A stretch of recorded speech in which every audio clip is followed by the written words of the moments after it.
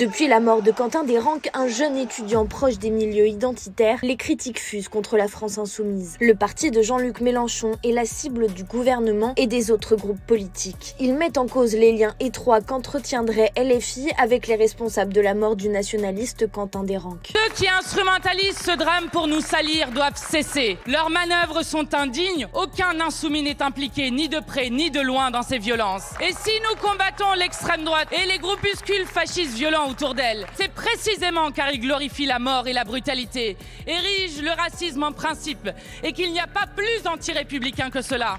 Ce que vous venez de faire est absolument ignoble et abject. Tout simplement parce qu'il est temps que vous fassiez le ménage, Madame la Présidente Panot. Le ménage dans vos propos, le ménage dans vos idées et surtout le ménage dans vos rangs.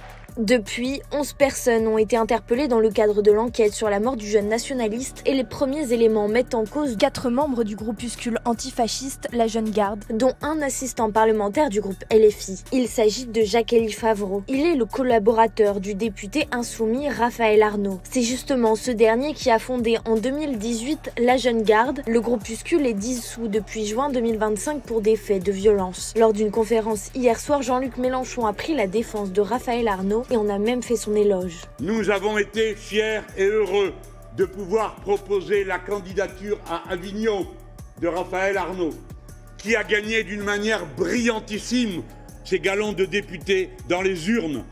Et il a gagné ses galons de député parce qu'il a su mobiliser les quartiers populaires de la ville. Eh bien, c'est ainsi qu'il est devenu député. C'est un bon député. Il est travailleur. Il nous fait honneur.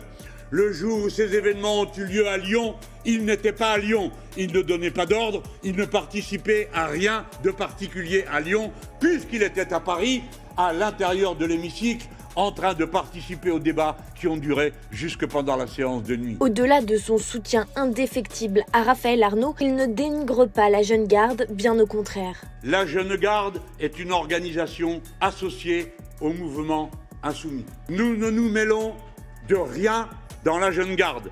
Nous ne donnons pas de consignes, nous approuvons leur résistance, nous approuvons leur organisation. Nous ne renions pas les gens avec qui nous ne sommes pas d'accord, mais qui appartiennent à notre famille d'idées, même si nous ne sommes pas d'accord avec les moyens qu'ils déploient. De son côté, la Jeune Garde a assuré dimanche ne pouvoir être tenue pour responsable de la mort de Quentin Desranques, ayant suspendu toutes ses activités car elle est visée par une procédure de dissolution.